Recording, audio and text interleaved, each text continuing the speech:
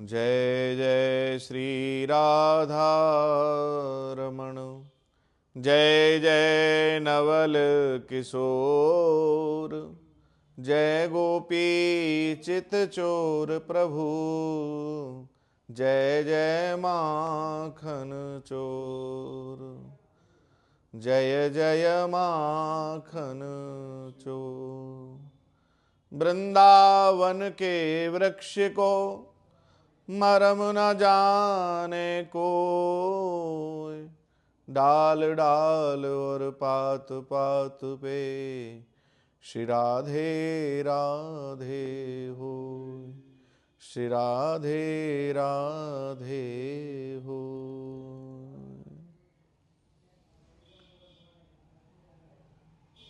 श्री गुरु चरण कमलेभ्यो नमः, इष्ट देवताभ्यो नमः।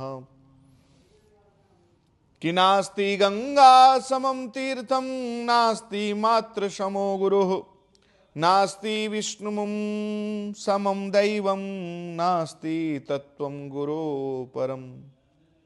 गंगा गंगेति यो ब्रूयात् योजनानां शतैरपि, मुच्यते सर्व पापेभ्यो विष्णुलोकं स गच्छति।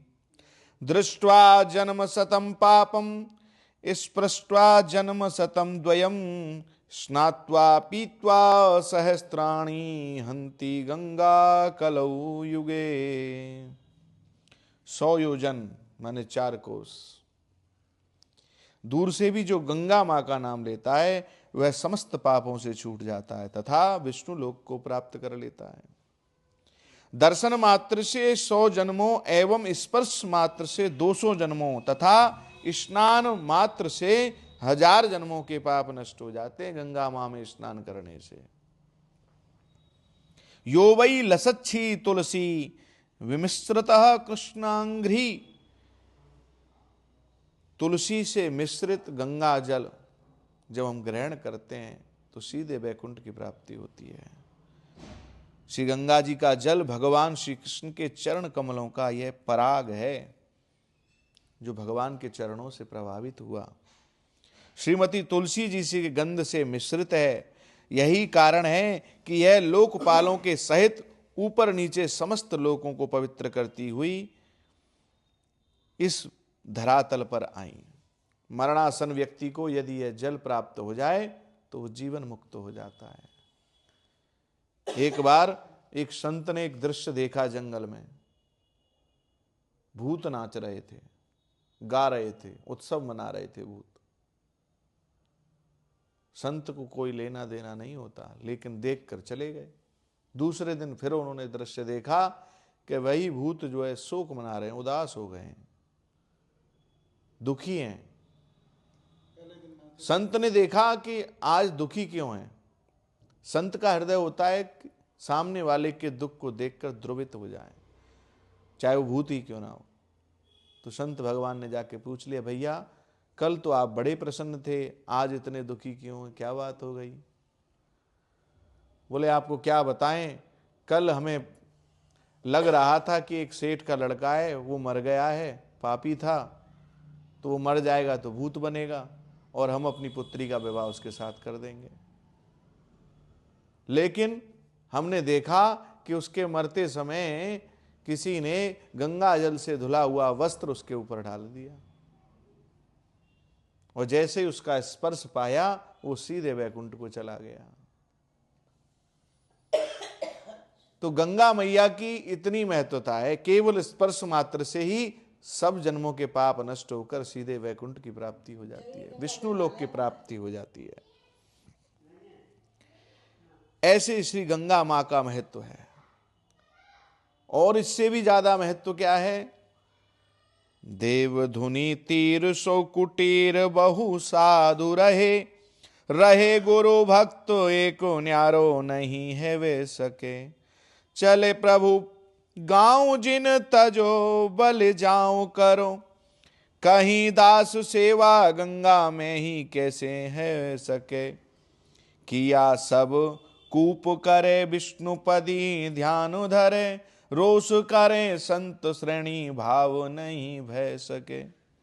आये ईस जान दुख मान सो बखान कियो, जान मन जान बात अंश कैसे है सके। गंगा जी के तट पर संतों का आश्रम था। बहुत संत रहते थे गंगा जी के तट पर, भजन करते थे। उन्हीं में से एक संत जो गुरु भक्त थे, गुरु की सेवा पूरी तल्लीनता के साथ में भाव से करते थे गुरु की सेवा में। एक बार गुरुजी ने किसी गांव के, गुरुजी ने कहा कि मुझे किसी गांव जाना पड़ेगा। तो शिष्य ने कहा, गुरुदेव आप चले जाएंगे तो मैं आपकी सेवा कैसे करूंगा, मुझे तो आपकी नित्य प्रति सेवा करनी है, आपकी सेवा कैसे कर पाऊंगा। गुरुदेव ने कहा, तुम ऐसा करो, गंगा मां को ही गुरु मान लो और गुरु मान के गंगा मां की सेवा करो, तुम्हारा कल्याण होगा। ऐसा कहकर गुरुदेव तो चले गए।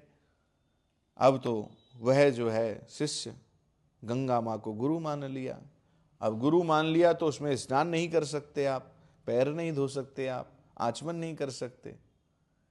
पूरा नियम से उसने गंगा मां की रोजाना पूजा करते, गुरु के भाव में प्रणाम करते हैं, और सब संत स्नान करते हैं, उसमें आचमन करते हैं। लेकिन इनने अपना नियम बना लिया कि गुरु की आज्ञा है, यही गुरु हैं, तो प्रणाम करते थे रोजाना। कुएं में से स्नान कर लिया और रोजाना गंगा मां की पूजा गुरु के रूप में करते। कारणिक के इनके हार्दिक भावों का अनुभव कोई और तो समझ नहीं सकता। सब संत कुछ ना कुछ उससे बोलते रहते थे, लेकिन उसे कोई फर्क नहीं पड़ता, गुरु की आज्ञा है। कुछ दिनों बाद जब गुरुजी लौटकर आए तो सब ने दुख मानकर उनसे कहा कि जब से आप गए तब से इसने गंगा जी में स्नान करना छोड़ दिया, ये गंगा जी में स्नान ही नहीं करता है। गुरुजी सब रहस्य जान गए। गंगा में गुरु भाव करके फिर अपने अंगों को कैसे धो सकते हैं, जब गुरु भाव बन गया तो अंगों को कैसे धो सकते हैं। जे गुरुपद अंबुज अनुरागी, ते लो कहूं वेदों बड़ भागी। गुरु की पूजा भगवान से पहले भी है शास्त्रों में, क्योंकि गुरु हमें सदमार्ग दिखाते हैं, भगवान से मिलने का रास्ता गुरु दिखाते हैं। इसीलिए कहा है, बार तिहारो निहार मुरार भये बरसे, पद पाप लहेंगो, ईस हवे शीस धरे पे, डरो प्रभु की क्षमता पड़े दोष दहेगो। गुरुजी समझ गए। गुरु भक्त के भावों को ना समझ पाने के कारण उन्हें संत लोग आलसी एवं सिद्ध, जिद्दी भी कहने लगे। कोई फर्क नहीं पड़ता, लेकिन गुरु जब कृपा करते हैं तो संसार में ख्याति हो जाती है।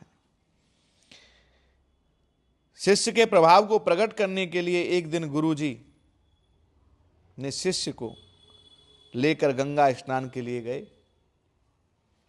गंगा जी में प्रवेश करके बोले, अरे बेटा मेरा अंगोछा लेके आओ जरा।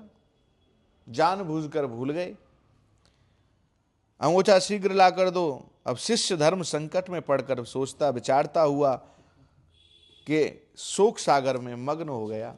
विचार कर रहा है मन में, क्या करूं, इधर गुरु की आज्ञा है, उधर गंगा में के भावों में, दोनों की रक्षा कैसे हो, मन में विचार आ रहा है। उसी समय गंगा मैया ने प्रकट होकर कहा कि इस कमल पत्रों पर पैर रखते हुए चले आओ। गंगा मैया ने कमल फूल प्रकट कर दिए, जहां तक वह शिष्य बैठा हुआ था वहां से लेकर गुरुजी तक। बोले इन पर पैर रखकर आ गऊं। आज्ञा पाकर वे कमल पत्रों पर ऊपर ही ऊपर सुखपूर्वक पैर रखते हुए गुरुजी के पास आ गए और जाकर अंगोछा दे दिया। गुरुजी ने उसे ले लिया। अब इस विचित्र चमत्कार दृश्य को देखने के लिए गंगा तट पर लोगों की भीड़ एकत्रित हो गई। ये उसी तरह बाहर निकले, तैसे ही दौड़कर लोग बड़ी श्रद्धा से इनके पैरों में लिपट गए, प्रणाम किया। इनका महान प्रताप बहुत बढ़ गया। जहां जहां लोग इनके चरित्र का दिन रात गान करने लगे, और करना भी चाहिए। इसी से इनका नाम श्री पाद पद्म जी पड़ा। कमल के फूलों पर पैर रखकर गए ना, इसलिए पाद पद्म जी नाम इनका पड़ा, भगवान के परम भक्त हुए। ऐसी गंगा माँ की कृपा। गंगा माँ पवित्र हैं, लेकिन भाव पवित्र होना चाहिए। हम स्नान करने तो जाते हैं हम लोग,